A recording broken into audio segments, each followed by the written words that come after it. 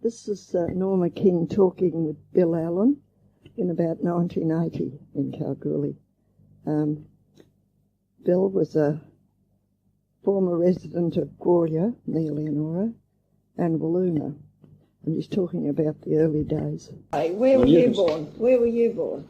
I was born in England, Darlington. A small town north of England, small town Darlington. I was born in June 1902.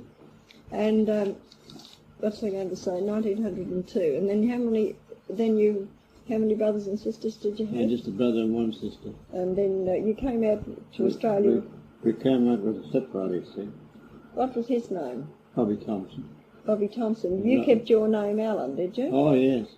And he was your stepfather. And were there any children by? No. Just you were all Alan. We were all Alan, you see. And what was your full name then? My full name was William Allen. William Allen. Yeah. And brother's name was Arthur, and sister's name was Lily. Oh, I see. Yeah. So didn't you... Oh no, they were from the first father. They were from the first father. And when you came he died, and another married again, stepfather. So Bobby Thompson. And then you all decided... He brought us out, you see. And you arrived in... What did you come out on? What ship? The old Orient liner, the Orient liner, Omra. Omra? Yeah, the old Omra. How the heck would that be spelled? O-M-H-R-A. Oh. Omra. All the Orient lines begin with the letter O, you see. I did too, didn't Yes, the OBE2, the Ormas, the Orama, and all that. That's right. And then you arrived at Fremantle. We arrived at Fremantle and we had a few days look around. You were heading for the Goldfields? Well, we were heading for the Goldfields. Our first stop was Marvel Loch, you see. Well, your stepfather intended to go there and get a job? Oh, no, he already had a job. He was working. He'd been over the whole country, coming back, you see. He made two or three trips over the whole country. He was Australian, was he? He went over there? He come out there Australian. The early days, he'd been all over there. Then he came back to England and met your mother and then... Yeah, well, it's my father died, but my sister told me one time there's a bit of sort of rivalry between the two of them, you see. Yeah. He was a very close friend of my father, you see. And when he came back later and found him dead, No, of course, Alan wouldn't have died in the first place. That's right. And, he was over there and he died shortly afterwards, so I think my father died in that, I'm not sure. But we was over in, we come over in 15, I think it was. And then 1915. Yeah, once they'd... well, that was strange because the war was on, wouldn't it? The war was still on, yes. Wouldn't there be any danger of yes, we had a job getting through. Did you? Oh, we had very excited. We were chased with submarines twice. Were you? Oh, yeah. I suppose as a young person you found it rather exciting. Oh, it was excitement to me. It might be worrying to the older people, but excitement for somebody young. Yeah.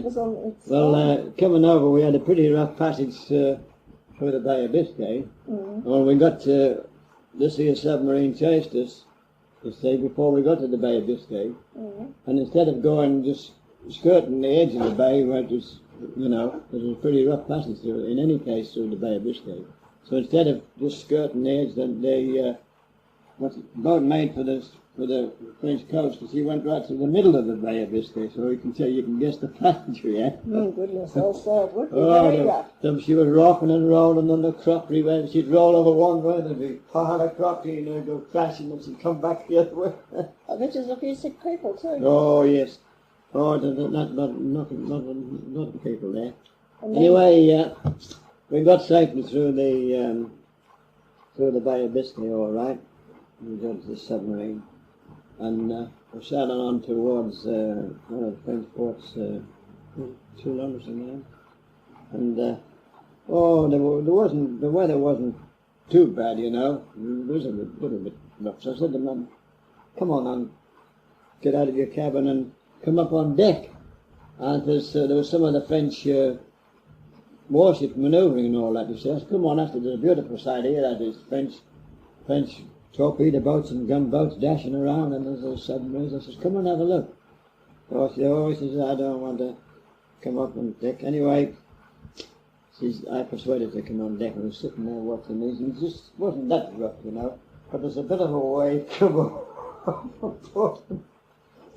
Just about drowned her. Oh, she screams. But she decided to She stay never there. come off out of that cabin since then. Didn't she? Couldn't get her on deck now. She stopped in the cabin. Oh, she wasn't stayed there. She was in bed practically all the way. She wasn't was too pretty good, sick. you know. And there was one of the other passengers, a very nice person. She married the butcher on the boat eventually, but she was looking after me sister from Christmas. Mum was sick. She was practically in bed all the way through. Anyway, what were your impressions when you got to Marvel Loch? I bet you found it a very... When we eventually arrived there, we disembarked at Southern Cross, you know, and got our luggage rolled. But we got off the station, and it was quite early hours of the morning when we arrived there. And the only illumination was one of these old kerosene lamps, you know, for a stand. And we looked around and said, oh my God, what sort of a place? So anyway, we got the bloke, nearly this way with that. Oh, don't worry about it. We got the bloke that was supposed to be mailman carry, and he comes along with a battered old Ford, you know, with the hood off and the back and all that, and that used to be the for the carrying the mail and, you know, a few more parcels and that, out to Marvel Loch and away through to the other shows, you see. Well, he come to light, and you wouldn't have expected to see a more incongruous looking person. He was dressed in a sort of a safari, and this was early in the morning. Oh, there was a little bit of an interruption there, but apparently we caught up somewhere later on. Home, he said, we're all going to go back to, go back to Australia. But we had all our passengers booked, and the government wouldn't let him come. He was sort of manpowered for war, you see. So we didn't come back with us. So we come back on our own. See, there's mum, brother and sister now. And say, Bobby, he met us at Fremantle, really. So we carried on from there. Well, I grew up, as I tell you, on the Goldie mine, and when I'd got a good job and I'd saved a few quid, and I said to Mum one day, I said, I think I'll go over and take a trip over and for a holiday and see Dad over there. Anyway, she said, no, it would be a good idea. Anyway, it was only about another week after that we got word that he died. So you never went over? So I didn't go over. So then that left the field open for Mum to get married again, you see. Yes, she did. She married someone.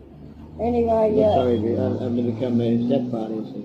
So you lived in Marvel Loch for a while. About 12 months we were there, you see, and he got the advice about this local job on the Goldie mine, so he went up there, you see. He left us behind, and he says, as soon as I can get a place for you, I'll send for you, see. So we did. He got that place, as I said, right behind the State Hotel. Oh. That was the kitchen living part was a long mud brick building. Oh. Borders about 15 feet or more long and about 10 feet wide. Oh. Mud brick with a corrugated iron. That was your kitchen? That was the kitchen and living room. And then there was a couple of rooms. But that was our first home. We hadn't stayed there very long when he got a house down on the Gwalia block, you know, in the shopping project. It belonged to a Mrs. Andy Russell. She had a boarding house there. And she was pulling out, so he bought that house from them. So our second house was down on the block. So you really spent a lot of your young life down at Gwalia. How many years would you have spent there then? At Gwalia? Yeah. Oh, well, right up to 1928, see. And you arrived there in what year in Gwalia? About 15, around about October 15. And so that was quite a many years. Well, you must have had, but it won't hurt to talk a little bit about Gwalia. Can you remember any very interesting parts of your life at Gwalia? Or what did you... Oh, nothing... outstanding. Of course, I did a lot of prospecting, you know, in the meantime. You worked on the mine? I tell you what made me go out prospecting was the time of the fire. What fire? On the Goldie mine. Oh, well, tell me a bit about Disastrous that. fire, you see, in 1921. Yeah. Well, that put everybody out of work, you see, and What happened? How did this fire start? Did you know? started at the base of the old Carnot gas engine. Had a big. What sort of gas engine? Gas, suction gas. Yeah, but what did you say, Kino? Or what did No, the name of the engine was a Carnot. Carnot, K-Y-N-O-C-K. That was the name of the engine. The gas engine. See, it was a big four-cylinder opposed gas engine. Well, they underneath the floor of the where this engine was all wooden floors. You see, Yeah. It was stacks and stacks of old oil and stuff like that. So it was sort of waste oil. You see, run down there. Do you think? Yes, and the drive from this engine was a rope drive, you know, and the fluff off this what was in the heat of summer too. The fluff off of this rope must have got blown onto the exhaust.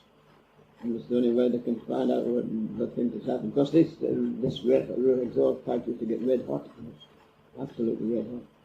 And that's the only thing that can put the cause of the fire, you see. This fluff blown in.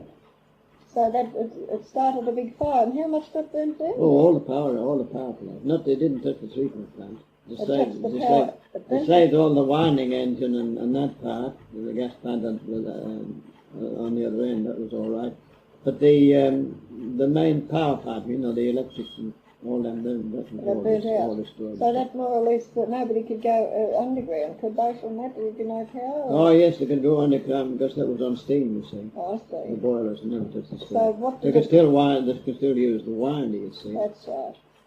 So.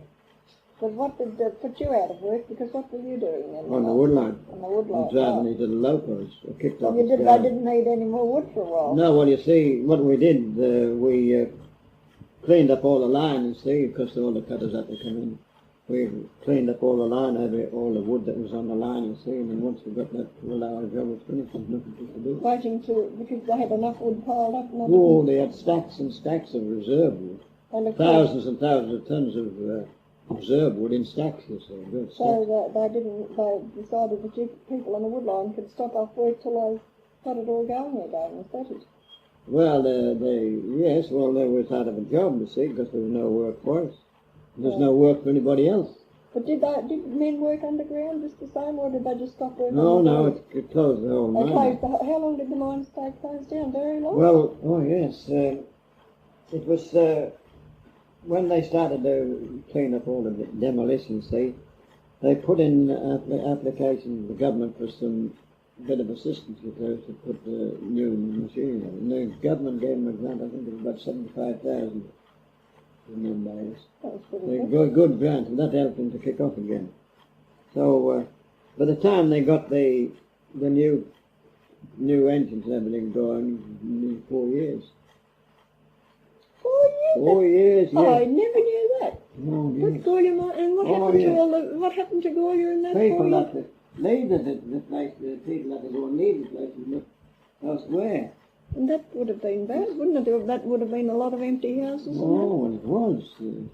Everyone, them that didn't want to go away, most of them went on prospecting, you see. That's the only thing that was left of them. Some of the diehards stayed behind, and they did a bit of prospecting and like that, you see. To keep the families going. Keep the family going, yeah. Did you do any good with your prospecting at all? Well, we didn't do too bad, nothing sensational. We eventually took over the Pig Well mine that day, you know. The Pig Well? Yeah, it had a 10-head battery and everything on it. But what sent me out, that's what sent me out prospecting really, was this fire on the mine. Yeah, it's rather interesting to know that Gwalia was really died practically for 4 years then. Yes, he did. That's Because people had to leave, people had to go and find work elsewhere, you see. Well, listen, at that stage, when that happened, you couldn't have got a subsidy from the government for prospecting men, could you? Or could you? Yeah, there was a bit of a scheme going where they were helping prospectors. It wasn't much, it was more just less sustenance. Now, how I come to go out in the bush really was, there's an old prospector living not far from me, and he was working a bit of a show It's about 15 mile out now.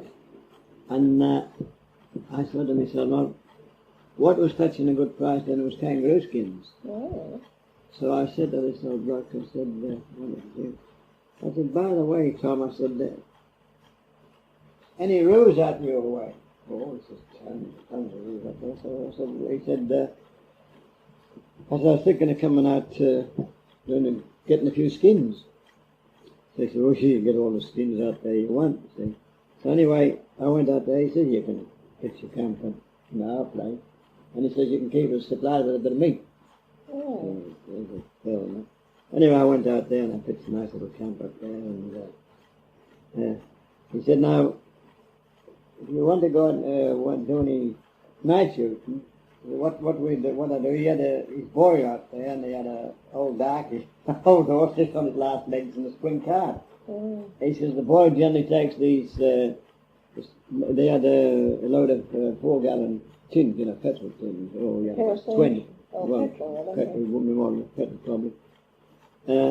He had about 20 of these tins, you see, and he used to put them in the cart, and the kiddie used to go and fill them up because there was a tank there. With water. And them days, and he used to go and fill them up this tank, you see, and bring them back. So he said, you can go down with the boy and fill up the tins for him, and then take the old horse and cart out the road and do all the night shooting you want. So anyway, he went down one night and we filled up the tins, you see, the containers, and took the old horse out in the way. And I took a kerosene lamp with me and a box. What the night shooting was going to be to stand this box away, just within shooting distance and put the light in, you see. That was the night shoot. Oh, and if I came into the range of the Once they were in that light, they were in absolutely almost point blank range. Once they come into it the was light, near the water, you put the box. oh, away from the trough, you see. Yeah. There's a trough, I was stood back at 30 yards from the trough and put the seats. So once they got in that light, no trouble. Well, anyway, that night I stayed there, I said, and I only shot one row, I didn't bother. I wasn't going to say shooting all. You wasn't going to stay all night? No, so I shot one row, so I said to the kid, I said, oh, this will do it for the night. I said, well, I really only bought that one over for me, for the camp. So I said, this will do. I said, we'll camp here tonight and go up in the morning. I won't bother doing any more shooting. So that's anyway, this went on for about a week. I didn't, I went to the next lot of water, you see. And in the meantime, this dear old chap, I had a mate working with him, old Bill Brilliant, old chap. And he said to me, look, he said, old Bill Brilliant's pretty cook, and he said, I had to go into Leonora. So he said, when you go in, he said, pop in and see him. And he was staying at the White House Hotel, old Bill. So I went into old Bill and he said, see how he's getting on. So I went in and I said, I asked old Bill how he's getting on. He said, I'm not too bad now, picking up. I said, old Tom wants to know when you'll be coming out the show. Look, to tell you the truth, Bill, he said, I don't think I'll bother coming out again. He says, you can never know. And that's how I got stuck into the prospect. Yeah, well, you never. But I never knew. I didn't know the least thing. I was as green as the grass and the lawn. I never knew a thing about prospecting. Anyway, to see it all. What was the show out there, the 15 miles? What did you call it? But this old bloke. Now, where you were working, the first, where Brilliant gave you his share, didn't he? What was the name of that show? No, just a bit of a prospect. Just a bit of a He didn't have any particular name at all. He was just a bit of a... Okay. Well, this here old chap, this old Smith, he was working on a sort of, he's getting a bit of a subsidy, not much, a week, like, in the government helping along. Yeah.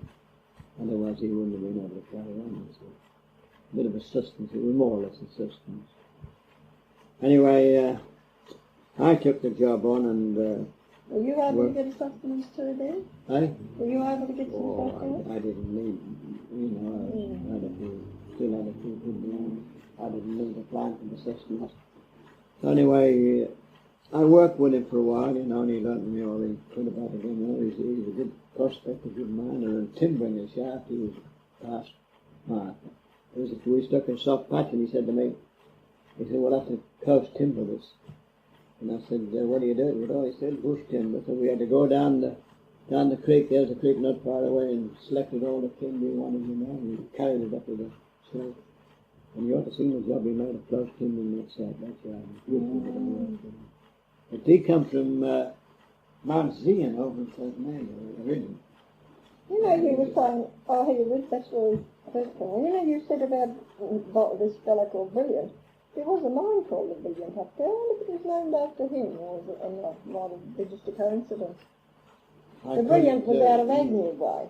I couldn't tell you anything about that. This here chap, this old Bill, he was over 60 then, you know, 60, 65, he was. Martin Anyway, did you do any good roof shooting though? Did you get in the No, I didn't bother going. I didn't bother going because I had to take this here job on, you see. So you just more or less got started on the rowing and then took over the prospect? I took over the prospect, He just here chap wondered whether Bill wasn't going to come back, you see. So how long did you stay there? I said, "Is she any good?" But to tell you the truth, Bill, he says, "I don't think she is." I said, "I'll hop in and give the old bloke a hand for a while." So anyway, we worked there, and he took out he had a great stack of stuff, about 100 ton. Now, this is how we come to get the Pigwell battery. Old Bobby, my stepfather, he come out to see, he said, "How are you getting on out here?" And I said, "Well, I said, see, we're doing all that." I said, "Well," he said, "Perhaps," he said, "you've got to have a pretty big heap of dirt to get treated." And he was walking around, and he come across this old Pigwell show, you see. And he had a good look around, and he said to this here Smith, he said, "What's that old plant over there?" It's about a couple of miles. Smith said, "Oh, that's that old Pigwell. It used to be a government battery in the first place. That's that old Pigwell turnout. It used to be called the Starlight in the first place. It was found by a bloke named Harrison, a shepherd and sheep out there originally. Harrison, he was an outcast. He found it in the first place. He was sitting down having his lunch. He's rolling himself. He's sitting right on the outcrop, as a matter of fact, you see. He's rolling himself a cigarette, and he dropped his tobacco. So he just went down to pick his tobacco up, and he was picking out in lunch. That was the Pigwell, yeah. Well, he was half shepherd and sheep. So. It was originally the first property was it on? No, it's out figured out the other way, out east. Towards Nittendale way? Yes, out towards that. Yeah, because we lived in we were 15 mile out. Yeah. You were on the way to Pigwell then. You're near Pigwell then. Well, we were there. We're at Pigwell. We finished at Pigwell. So when he saw we were about 30 miles from Martindale. Back this way. Not 30 miles. 15 halfway. Halfway. Yeah, because I thought Pigwell was halfway. Yeah, halfway. About 15 miles.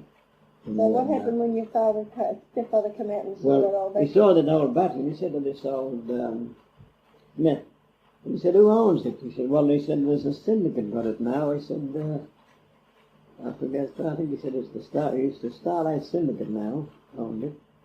And he said, "Do you know where I can get into touch with anybody about it?" And this here Smith said, "Yes." He said, "There's a chap named Gull in charge of it now."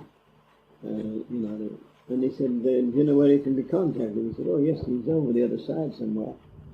So he said to him, "Well, you write over to this here Gull," he said, "and make some inquiries about it, and ask him if it's for sale." And he said, "I'll tell you why." He said, "I want that because," he said, "I'll be able to treat all your stuff here, that if you haven't started it." You see. So they wrote over, and you got all the information about it, and what they wanted for it, and 400 quid or something. So he said, "All right." He said, "You write back." He said, "And tell Bill I'll buy it." So he bought the plant, you see. And it wasn't in a bad state of repair. We didn't have much repair to do to go, and we got the pump working and everything, and the battery working and everything. So we had to get new plates onto the table. You know? So he bought some new plates to put them on the table and dressed them and silvered them all up. So he said to this old Smith, he said, well, he says, I'll put the step through it for you now. There's about 100 tons. He cleaned up, it was what a weight for the ton. Oh my God. What a failure. Dismal failure. And this old Smith, he said, oh, but he said, look, he said, Bob, he says, you got new plates, he says. That would explain it, Yeah, no, it wasn't. He thought he said the stuff should go about 5 or 6 or 7 weights, he says, in my estimation. So, he said, I think you've got new plates, you see, and he said, I think all my gold's in your new plates, you see, your amalgam's in your new plates. Bobby said, no. Anyway, he said, for a start, he said, you can go and take a sample of the sands and have them assayed, see what they were. Anyway, they got the result back, they weren't worth a weight for the ton. The sands. So, but he says, I think that I'm losing a lot of gold in your plates. Bobby says, I don't think you are. He says, I think. Well, he said, Bobby says, I'll tell you what I'll do. He says, I'll take the plates off and we'll fire them and burn them and scale them. Would that ruin the plates? No, you do that when you're cleaning it for copper plates. Yeah. You burn them, that's the sort of scales the plates. All you've got to do is to scrape your thing. And then, of course, you've got to treat that, you see.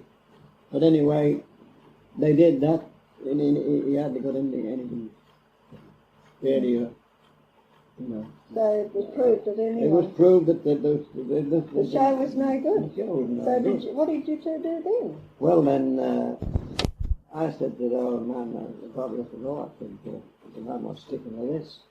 So Bobby said, all right. I said, well, we're going to do prospecting on our own, you see.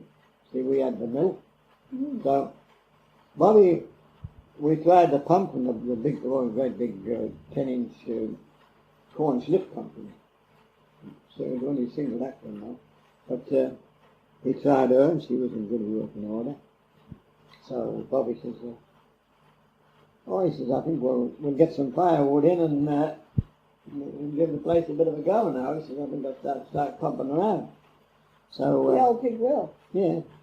So anyway, we got some blokes to come and cut some wood and when Dan's had a car down and great stuff of wood there. And I said, look, Bob, I said, it's no good you starting off till you get a good supply of wood in, because if you've got camels out and you get any wet weather, you'll be set. So he said, all right, so we got the wood cutters out and we got a great stack of wood in. Your father or stepfather must have had a fair bit of money. No, that's what he was to man. He must have been to buy that, and then if he was out of work when the Gwalia closed down. At that time he must have been... he's pretty wealthy. He'd been out in Australia for years. He travelled. He used to be up... Told us he used to be up in Gippsland, and he used to be up on driving the little locals on the cane fields up in Queensland. He's been all over. So he had quite a good bank balance. Must have. He must have. Oh, yes. Well, to tell you before, when we finished up on this job, trying to pump the whole thing, it cost him over 1,300 quid. That was his loss. We never bothered to hire him. Did he get any of it? Did he find anything down? No, we never got the water out. Oh, the water was... There was supposed to be 8 ounce dirt on the bottom. It was a rich little show, you know. No, we had when we got going, we started the pump up, and he says to me, he said, look, he said, well, while we're running this, we might as well run the battery. So he says, you want to go and scout around and see where you can sample all the old numbers, because it's only got a couple of grains of gold in it. He says, they'll do it, because it's costing nothing. So he says, hop around and see what you can get. So we were scrounging all the ducks and sampling them, and we got a fair heap of stuff. And I was about a couple of miles over from that place was on the old Butner Road going towards Malcolm, just in off the road there was what they call a submarine. And there were huge dumps of stuff there that were all pulled on and I sampled them. You know, they're 4 weeks at a time. Sunday leases, though. They call them a sunny leases. Sunday or Sunday? Sunday. Sunday leases. Yeah, Sunday leases. And I sampled them. Every dish of prospect, I took about 4 weeks. So I said, I said, Bob, I said, I've been over them old leases over there, sunny leases. I said, and I sampled the dumps and see where somebody else had had to go them too. I said I could they were worth about 4 weeks. Oh, well, if we were hopping and get some of that stuff, you know, we took 300 ton of that. That's good. That would have costing nothing to treat because well, we were running the country. Helped to cut his losses a bit. Oh, it helped a bit, yes. We put 300 ton of that stuff through. We came one great big dump up. And it was all more or less powdery stuff.